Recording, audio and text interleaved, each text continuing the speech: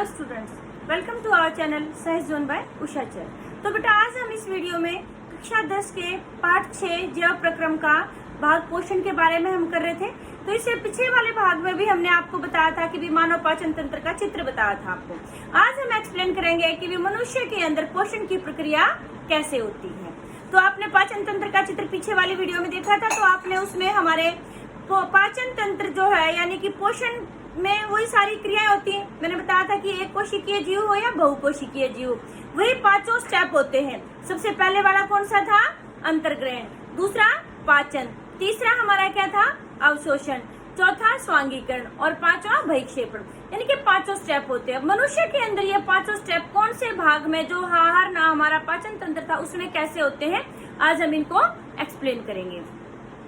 तो बेटे सबसे पहले हम करते हैं कि मनुष्य का जो पाचन तंत्र के कौन कौन से भाग हैं। मानव पाचन तंत्र, ठीक है। तो इसमें बेटा मुख्य रूप से दो भाग आते हैं हमारे। एक तो आहार नाल,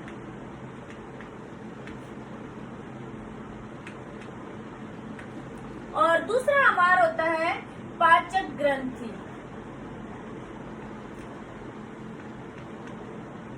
ठीक है, तो यानी कि पाचन तंत्र के मुख्य दो भाग हो गए, कौन कौन से? आहार नाल और पाचक ग्रंथि। ठीक है, अब जो आहार नाल है ये हमारी मुख गुहा से स्टार्ट होकर के गुदा द्वार तक होती है। तो इसके कौन कौन से भाग है हमने वैसे तो पिछले भाग में चित्र में देखा था। एक बार इसके भाग के फिर नाम लिख लेते हैं। तो यहाँ हम नंबर वाइज लिख देते हैं। नंबर 1 हमारा आता है मुख गुहा,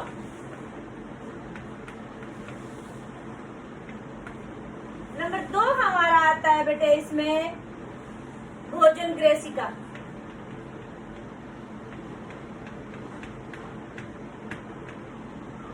या फिर खाद्य नली या भोजन नली भी कह सकते हैं आप इसको। और नंबर 3 हमारा आता है अमाशय।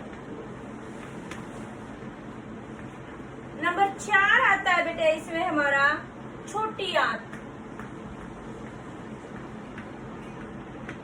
छोटी आंत का दूसरा नाम होता है क्षुद्रांत्र। ठीक है, और ये नंबर 5 हमारा आता है फिर बेटे बड़ी आंत।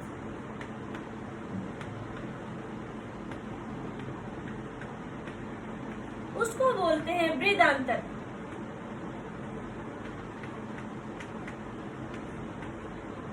और नंबर 6 हमारा आता है गुदा।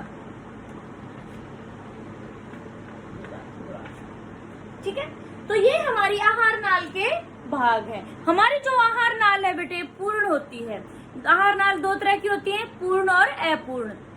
पूर्ण वो होती है जिसमें अंतर्ग्रहण और जो बहिक्षेपण है वो अलग अलग स्थान से होता है। जैसे हमारे जो अंतर्ग्रहण हम मुख गुहा से करते हैं और बहिक्षेपण हम गुदा द्वार से करते, तो हमारी कैसी होगी आहार नाल है? पूर्ण। कई जीव जो ऐसे हैं जो सरल जीव और एक कोशिकीय जीव हैं, वहीं से वो भोजन ग्रहण करते हैं, वहीं से वो अपशिष्ट पदार्थ को निकालते हैं, तो वो कैसी आहार नाल होती है? अपूर्ण आहार नाल होती है। ठीक है, तो फिर हमारी आती है पाचक ग्रंथि। पाचक ग्रंथि हमारी कौन कौन सी है? 3 पाचक ग्रंथि है। लार ग्रंथि, लाल ग्रंथि का दूसरा नाम लाला ग्रंथि भी है बेटे। आप अपनी पुस्तक में देखेंगे कि भी लाला ग्रंथि भी इसी का नाम है। ठीक है, नंबर 2 है हमारी ग्रंथि यकृत, और नंबर 3 हमारी पाचक ग्रंथि आती है अग्नाशय। ठीक है, जो यकृत है बेटे ये आपके कॉम्पिटिटिव एग्जाम्स में पूछा जाता है कई बार, और आपके लिए वैसे भी इम्पोर्टेंट क्वेश्चन है। मानव शरीर की सबसे बड़ी ग्रंथि कौन सी है? कौन सी होती है? यकृत होती है। अच्छा, यहाँ पे एक बात और आती है, वैसे दिमाग में क्वेश्चन आ गया, मानव शरीर की सबसे बड़ी कोशिका कौन सी है? तंत्रिका कोशिका, जिसको न्यूरॉन भी कहते हैं। और यहाँ पर पाचक ग्रंथि कौन सी होगी सबसे बड़ी?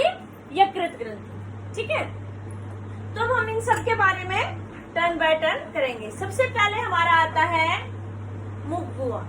तो यानी कि ये जो आज का वीडियो है इसमें हम करेंगे कि भी जो भोजन है मुख गुहा भोजन का क्या होता है, कैसे उसका पाचन होता है, कैसे उसका उपयोग होता है, यहाँ इस भाग में हम सारे उन सब के बारे में पढ़ेंगे। तो मुख गुहा के अंदर क्या होता है भोजन का?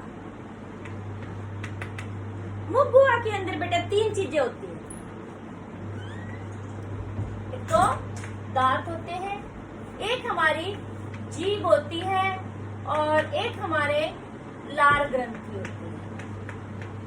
तो ये तीनों ही अपना कार्य करती हैं भोजन के ऊपर। जो दांत होते हैं ये क्या करते हैं बेटे, मुख गुहा के अंदर जो हमारा भोजन होता है उसको छोटे छोटे टुकड़ों में तोड़ देते हैं, क्योंकि उससे क्या हो जाता है, जो पाचन की क्रिया होती है वो आसान हो जाती है। समझ में आई आपको? तो ये कौन करता है? दांत। अब फिर बात आती है, आपने वैसे छोटी क्लासेस में पढ़ा हुआ है कि हमारे जो मुंह के अंदर दांत कितने प्रकार के हैं? 4 प्रकार के। एक बार थोड़ा सा उनका नाम दोबारा बता देते हैं। आपके कौन कौन से दांत थे? आपके ये आते हैं कृंतक, रद्नक और अग्रचर्णक और ज्वलनक। ये 4 प्रकार के दांत थे। कृंतक का काम क्या होता था? काटने का होता था। रद्नक का काम चीरने फाड़ने का, और अग्रचर्णक और चर्णक का काम क्या था कि भी जो भोजन है उसको चबाने का काम था। तो इनके बारे में हम दोबारा डिटेल से नहीं कर रहे हैं, क्योंकि ये आपने छोटी क्लासेस में 7th क्लास में इनके बारे में अच्छे से पढ़ा हुआ है। फिर बात आती है जीभ की। जीभ का काम क्या है? जीभ हमारा जो मुख गुहा है इसके निचली वाली सतह पर पाई जाती है। ये देखिए, तो उसका पीछे वाला भाग जो होता है वो चिपका हुआ होता है, और आगे वाला भाग जो है, सबके मुंह में जीभ आप देख सकते हैं। देखो आगे वाला भाग क्या होता है? फ्री होता है, वो इधर उधर किसी भी दिशा में घूम सकता है। फिर बात आती है जीभ हमारी किस चीज की बनी हुई है? जीभ हमारी पेशीय संरचना, मांसपेशियों की बनी हुई है। ठीक है। अच्छा, एक बात और, अभी हमने दांतों के बारे में बात की थी, तो दांत की जो सबसे बाहरी आवरण है, ऊपर वाली चमकीली सफेद सफेद दिखाई देती है, किस चीज की बनी होती है? इनेमल की। इनेमल हमारे शरीर का सबसे कठोर भाग है, सबसे कठोर पदार्थ है। ये भी जीके का क्वेश्चन है कि आपके शरीर में सबसे कठोर, बच्चों के दिमाग में क्या आता है एकदम से कठोर पदार्थ का नाम सुनते ही? हड्डी। नहीं, उनसे भी कठोर पदार्थ क्या है? हमारा दंत इनेमल। ठीक है। तो दांत का जो सबसे बाहर वाला जो सफेद चमकीला सा पार्ट होता है इसको दंत इनेमल कहते हैं। तो जीभ के कार्य क्या हो गया बेटे? जो हम खाना खाते हैं तो दांत उसको छोटे टुकड़ों में तोड़ देते हैं। तो जो ये हमारे लार ग्रंथि है, ये स्लाइवा यानी कि थूक निकालती है, उसमें इसके पाचक एंजाइम होते हैं। तो जीभ क्या करती है? वो लार को यानी कि थूक को और खाने को मिक्स कर देती है, जिससे कि वो गोला सा बन जाता है, उसको निगलने में आसानी होती है और वो सॉफ्ट बन जाता है हमारा भोजन, जिससे कि उसका पाचन आसानी से हो जाता है। तो फिर ये था हमारा मुख गुहा का कार्य। अच्छा, मुख गुहा में भी हमने कहा कि लार ग्रंथि पाई जाती है। जो लार ग्रंथि होती है बेटे, ये क्या करती है? लार यानी कि जो थूक जिसको हम कहते हैं अपनी भाषा में, लार को स्रावित करती है, लार रस। उसमें क्या होता है? पाचक एंजाइम पाया जाता है। कौन सा? Amylase enzyme. कौन सा? लार एमिलेज। कई जगह इसका, पुरानी जो किताबें हैं उसमें इसका नाम एक और था, टाइलिन एंजाइम। तो ये वही है, लार एमिलेज एंजाइम। इसका काम क्या होता है कि ये हमारे भोजन में हमने देखा था, छोटी क्लासेस से पढ़ते आ रहे, पोषक तत्व कौन कौन से? कार्बोहाइड्रेट, प्रोटीन, वसा, खनिज लवण, ये विटामिन वगैरह, ये सारी चीजें हैं। तो इनमें से सबसे पहले हमारे जो भोजन में से सबसे पहले पाचन किसका शुरू होता है? कार्बोहाइड्रेट का। कौन करता है? लार एमिलेज। कहाँ पर करता है? मुख गुहा के अंदर। यहाँ पर पूर्ण पाचन नहीं होता है, लेकिन उसकी शुरुआत हो जाती है। यहाँ पर प्रोटीन वसा का कुछ भी नहीं होता, सिर्फ वो छोटे टुकड़ों में टूटते हैं, बाकी पाचन की क्रिया नहीं शुरू होती है। तो सबसे पहले पाचन किसका? लार ग्रंथि के अंदर कौन पाया जाता है? लार एमिलेज एंजाइम। एमिलेज भी कह देते हैं, एमिलेज भी कह देते हैं। कहाँ पाया जाता है? लार ग्रंथि का जो स्त्रावण है उसके अंदर। ये किसका पाचन करता है? कार्बोहाइड्रेट।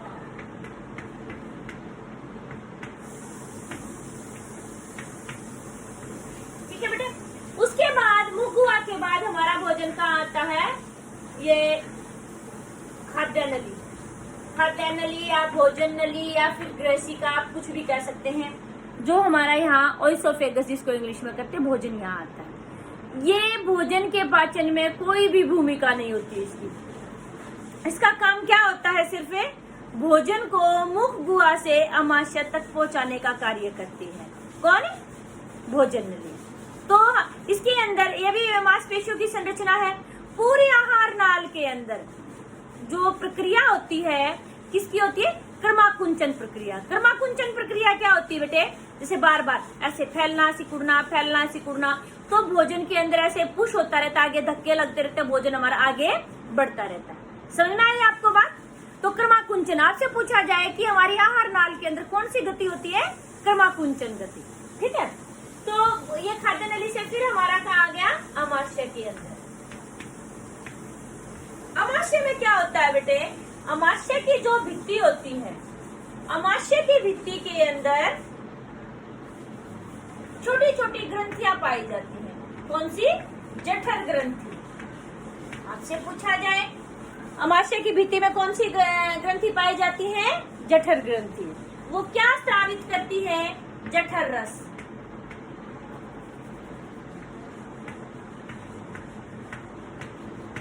जो जठर रस होता है बेटे, उसके अंदर 3 चीजें पाई जाती हैं। अच्छा, उससे पहले एक बात, आपने वर्ड बहुत बार सुना होगा, हमारे जो धार्मिक, कई बार जैसे मान लो सीरियल वगैरह देखते हो आप टीवी में, तो जठराग्नि सुना होगा कि जठराग्नि शांत हो गई, जठराग्नि, पानी नहीं पीना चाहिए खाने के बाद, जठराग्नि शांत हो। जठराग्नि वही पेट के अंदर जो जठर रस स्रावित होता है उसको जठराग्नि बोलते हैं। वो भोजन का पाचन करता है। इसीलिए कहा जाता है खाना खाने के जस्ट बाद पानी नहीं पीना चाहिए, क्योंकि हमारी जठराग्नि यानी कि जो जठर रस है वो अच्छे से कार्य नहीं करेगा, हमारे भोजन का अच्छे से पाचन नहीं होगा और वो सड़ जाएगा, फिर हम बीमार पड़ जाएंगे। ठीक है, तो जठर रस जो होता है इसके अंदर 3 चीजें पाई जाती है। एक तो HCl हाइड्रोक्लोरिक अम्ल, और एक पाया जाता है श्लेष्मा, और एक पाया जाता है पेप्सिन एंजाइम।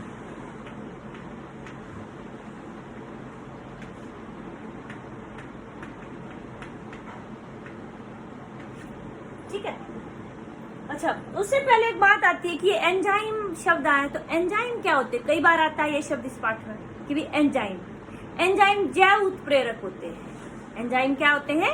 जैव उत्प्रेरक, जो किसी अभिक्रिया की दर को घटा बढ़ा सकते हैं। तो उत्प्रेरक क्या होते हैं? वही बात कि वे पदार्थ जो किसी रासायनिक अभिक्रिया की दर को घटा या बढ़ा सकते हैं, उनको क्या कहते हैं? उत्प्रेरक कहते हैं। और सजीवों के अंदर जब रासायनिक प्रक्रिया होती है उसकी दर को घटाते बढ़ाते हैं, तो वो कौन हो गए? जैव उत्प्रेरक। उन जैव उत्प्रेरकों को एक नाम दिया गया है एंजाइम। तो समझ में आ गई आपको बात, एंजाइम क्या होते हैं और उत्प्रेरक क्या होते हैं? अच्छा, फिर हमने कहा था कि अलग से क्वेश्चन आता है बेटे कि जठर रस के अवयव कौन कौन से हैं, उनके क्या कार्य हैं, बताइए। तो अभी हमने कहा कि जो HCl यानी कि हाइड्रोक्लोरिक अम्ल स्रावित होता है। हाइड्रोक्लोरिक अम्ल का क्या कार्य है? हाइड्रोक्लोरिक अम्ल, जैसे एक तो ये बात थी कि हमारा जो भोजन जब मुख गुहा के अंदर होता है तो क्षारीय माध्यम होता है उसका। जब जो ये होता है हमारा भोजन जो है खाद्य नली से होता हुआ आमाशय में आता है, तो HCl क्या करता है? उसको अम्लीय माध्यम प्रदान करता है। ठीक है, भोजन को कैसा बना देता है? अम्लीय बना देता है। नंबर 2 क्या करता है कि कुछ जो माइक्रो ऑर्गेनिज्म, सूक्ष्म जीव है जो हमारे लिए हानिकारक है, मुख के द्वारा भोजन के साथ में हमारे आमाशय तक पहुंच जाते हैं, तो क्या कर देता है? HCl उनको मार देता है। ठीक है, एक और बात कि जो एंजाइम है, ये पेप्सिन एंजाइम, ये पेप्सिन एंजाइम पेप्सिन के रूप में नहीं पाया जाता आमाशय में।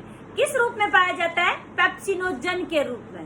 पेप्सिनोजन जो है वो क्या होती है? एक्टिव फॉर्म नहीं होती इसकी। एक्टिव मतलब क्रियाशील रूप नहीं होता इसका। ये क्या होता है? पेप्सिनोजन फिर पेप्सिन में बदलेगा, फिर ये काम करेगा।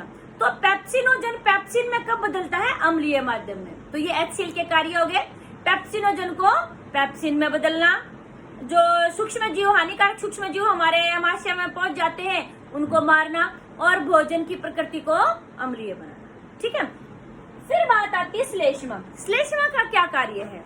देखो बेटे, हम वैसे ही बात करते हैं कि भी अम्ल कहीं गिर गया तो तेजाब फेंक दिया, उसका फेस जल गया, अम्ल कहीं कपड़े पर गिर गया तो जल जाता है, कहीं पर भी और फिर हम कहते हैं कि हमारे अमाशय के अंदर अम्ल है, और वो भी इतना स्ट्रॉन्ग HCl अम्ल, तो बहुत ही स्ट्रॉन्ग अम्ल है, फिर तो हमारा अंदर से पेट जल जाना चाहिए। तो कौन रक्षा करता है? श्लेष्मा। तो श्लेष्मा का कार्य क्या है कि जो हमारे अमाशय का भीतरी आवरण है, अंदर वाली जो भित्ति है, उसके ऊपर अपनी एक परत चढ़ा देता है पूरी। तो उससे क्या होता है कि जो HCl है वो अमाशय की भित्ति तक पहुंच ही नहीं पाता। समझना ये बात? तो ये उसकी किसकी? अमाशय की आंतरिक भित्ति की रक्षा करता है। किससे? HCl से।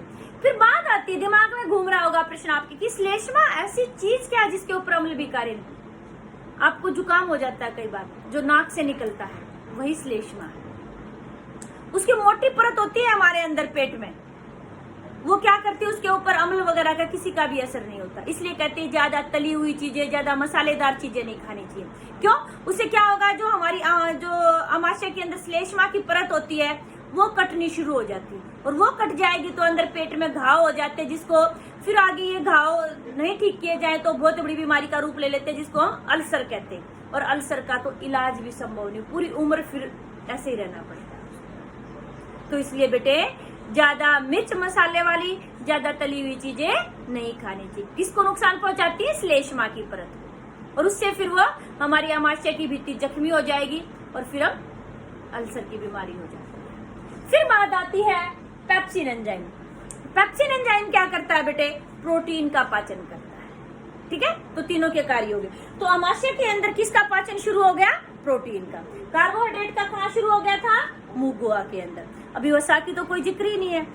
फिर अमाशय के बाद हमारा भोजन कहाँ जाता है?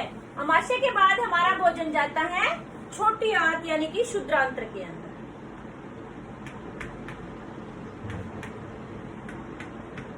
छोटी आंत में क्या होता है बेटे कि भी दो तरह के रस आते हैं।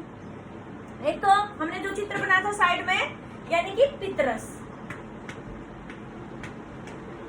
और एक अग्नाशय रस।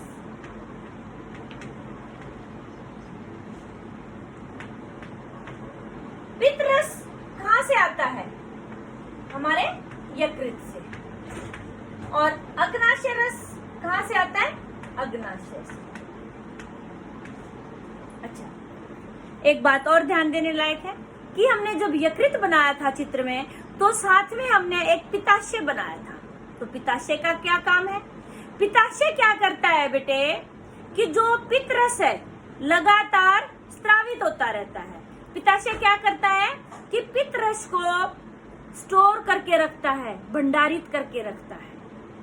और जब हमारा भोजन शुद्रांत्र यानी कि छोटी आंत में आता है तो पित्ताशय से पित्तरस निकल जाता है और वो अपना कार्य करने लग जाता है। तो यानी कि उसका भंडारण करता है ये जो पित्ताशय है पित्तरस का।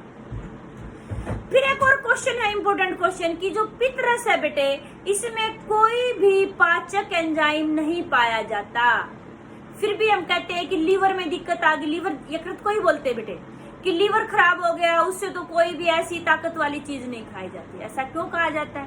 कोई पाचक एंजाइम तो है ही नहीं। क्या होता है, लीवर क्या करता है? लीवर का काम होता है बेटे वसा का इमल्सीकरण। तो वसा का इमल्सीकरण क्या चीज होती है? जो वसा होता है हमारा शरीर उसका पाचन नहीं कर पाता है। जैसे आपने छोटी क्लास में कहानी पढ़ी थी, लकड़ी के बड़े गट्ठे को तोड़ो तो वो नहीं टूटता, एक एक करके लकड़ी को तोड़ेगा तो टूट जाती है। यही बात वसा के साथ होती है। हमारा शरीर पूरे वसा का ऐसे के ऐसे पाचन नहीं कर पाता। फिर क्या करता है जो पित्तरस, उसको छोटी छोटी गोलियों में तोड़ देता है।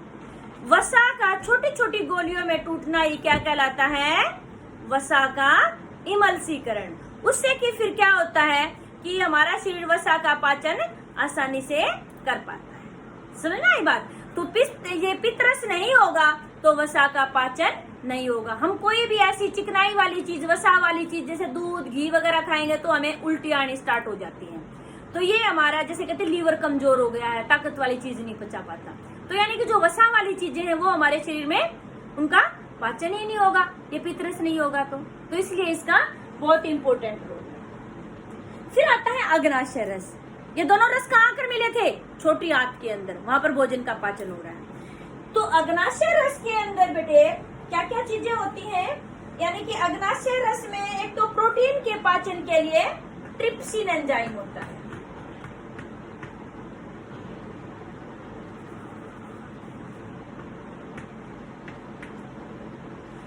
ट्रिप्सिन एंजाइम ये किसका पाचन करता है? प्रोटीन का। ठीक है। और जो वसा के पाचन के लिए ये किसका कर रहा है? यहाँ लिख देते हैं प्रोटीन का। और वसा के पाचन के लिए लाइपेज एंजाइम होता है। ये किसका पाचन करता है? वसा का। क्योंकि इमल्सीकरण कर दिया है तो जो अग्नाशय रस क्या करेगा? वसा का, यानी कि इसके अंदर जो लाइपेज एंजाइम है वो वसा का पाचन कर देगा। और यहाँ पर हमारा अमीलेज एंजाइम भी पाया जाता है। वो किसका करता है? कार्बोहाइड्रेट का। यानी कि अग्नाशय रस से हमारे तीनों का पाचन हो जाता है। तो जो हमारे शुद्रांतर है बेटे, शुद्रांतर की भित्ति में भी छोटी छोटी ग्रंथियां पाई जाती हैं। ठीक है। जो आंतर रस स्रावित करती हैं, वो भी यहाँ पर, यानी कि छोटी आंत जो है, शुद्रांतर को ही छोटी आंत कहते हैं। यहाँ पर हमारे भोजन का पूर्ण पाचन हो जाता है। 3 रस हो गए, एक तो पित्त रस, अग्नाशय रस और आंतर रस। ठीक है। और फिर बात आती है कि भी जो अगला स्टेप था हमारा, यानी कि पाचन की प्रक्रिया था। ये क्वेश्चन है, इंपोर्टेंट क्वेश्चन, कि मनुष्य के अंदर पाचन की प्रक्रिया कौन से भाग में पूर्ण हो जाती है? कहाँ हो जाती है पूर्ण? छोटी आंत के अंदर। फिर पाचन के बाद कौन सी प्रक्रिया आएगी बेटे? आपकी अवशोषण। अब पाचन से पहले एक बात और आती है कि भी हमें ये पता होना चाहिए कि जब भोजन का पूर्ण पाचन हो गया तो अंत उत्पाद क्या क्या बनते हैं? अंत उत्पाद किसके, मतलब जैसे कार्बोहाइड्रेट किस में बदल जाता है पूर्ण पाचन होने के बाद? ये भी आपका इंपोर्टेंट क्वेश्चन है। ये जीके के हिसाब से भी और आपके बोर्ड के पेपर के हिसाब से भी। कार्बोहाइड्रेट किस में बदल गया? ग्लूकोज में। ठीक है। और जो आपका प्रोटीन है वो किस में बदल जाता है? अमीनो अम्ल में।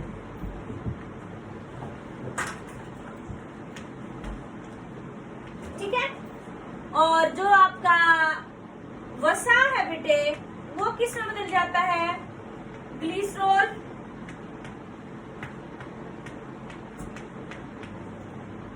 और वसा अम्ल में। तो आपसे पूछा जाए कि भी पाचन के जो अंत उत्पाद है हमारे क्या क्या है, तो ये बता सकते हैं। या अलग से पूछ ले कि पाचन होने के बाद कार्बोहाइड्रेट किस में बदलता है, प्रोटीन किस में, वसा किस में, तो आप ये बता सकते हैं। ठीक है बेटे। तो नेक्स्ट बात आती है कि भी पाचन के बाद जो हमारा अगला स्टेप था वो क्या था? अवशोषण। ठीक है।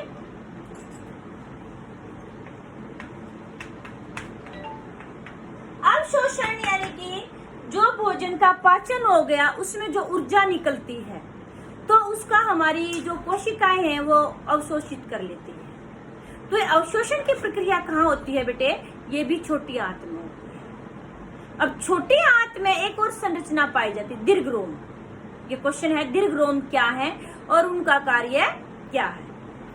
तो जो हमारी छोटी आंत होती है ना बेटे, तो उनकी जो भित्ति होती है, जैसे मान लो ये हमारी छोटी आंत बना दी, तो उसमें क्या होता है? ऐसे ऐसे होती है। वो ऐसे नहीं होती है सीधी, ऐसे होती है, ऐसे बनी होती है हमारी छोटी आंत।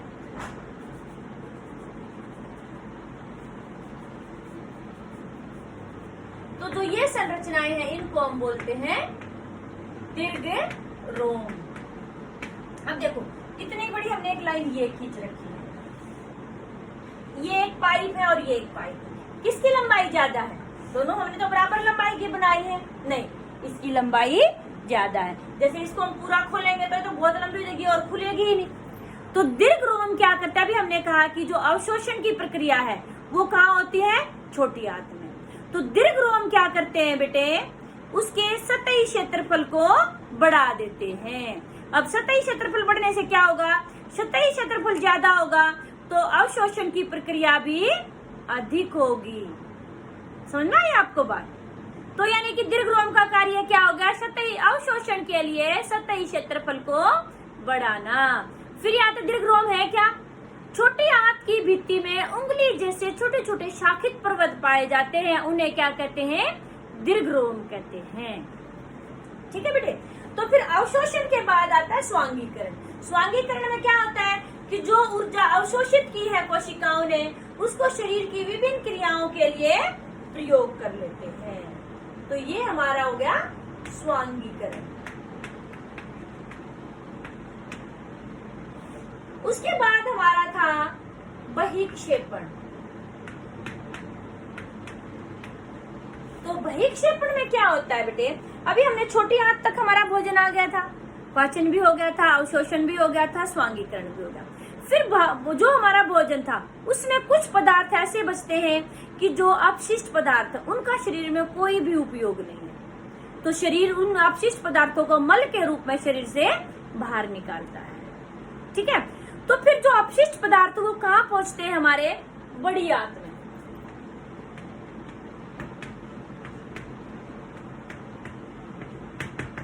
ठीक है बेटे। तो बड़ी आंत में क्या होता है हमारा कि भी भोजन के जो बड़ी आंत के दो भाग हैं, एक तो कोलोन और एक गुदा। जैसे हमने बड़ी आंत ऐसे बनाई थी चित्र में, ध्यान हो आपको,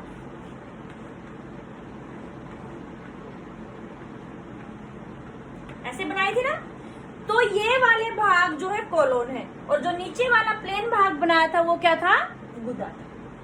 तो कोलोन में क्या होता है बेटे, जो अपशिष्ट पदार्थ हमारा कोलोन में यानी कि बड़ी आंत बृहदान्त्र में आ जाता है, तो वहां पर क्या होता है, उस अपशिष्ट पदार्थ के अंदर जो एक्स्ट्रा पानी होता है, अतिरिक्त जल होता है, बृहदान्त्र की कोशिकाएं उसको अवशोषित कर लेती है, बिल्कुल ठोस मल बच जाता है। वो ठोस मल कहाँ आके स्टोर होता है, गुदा के अंदर। और जब वो उसके अंदर उसकी मात्रा ज्यादा हो जाती है तो क्या होता है, गुदा द्वार के वहां से खुल जाता है और वो ठोस मल जो था शरीर से बाहर निकल जाता है। तो ये थी हमारी बहिक्षेपण की प्रक्रिया।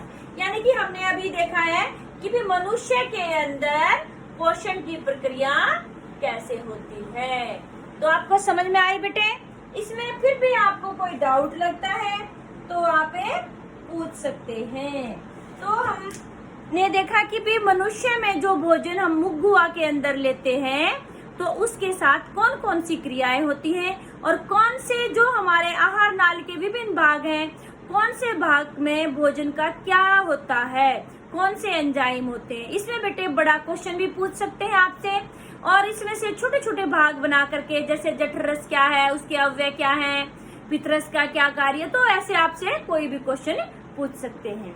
मेरे हिसाब से आपको शायद सारे डाउट्स क्लियर होंगे। फिर भी आपको किसी को कोई डाउट लगती है तो आप कमेंट करके पूछ सकते हैं। आपको वीडियो अच्छी लगी तो शेयर और लाइक जरूर करें। जिसने चैनल सब्सक्राइब नहीं किया बेटे वो चैनल सब्सक्राइब करें, ताकि आपको आगे आने वाले वीडियो की नोटिफिकेशन मिल सके। थैंक्स बेटे।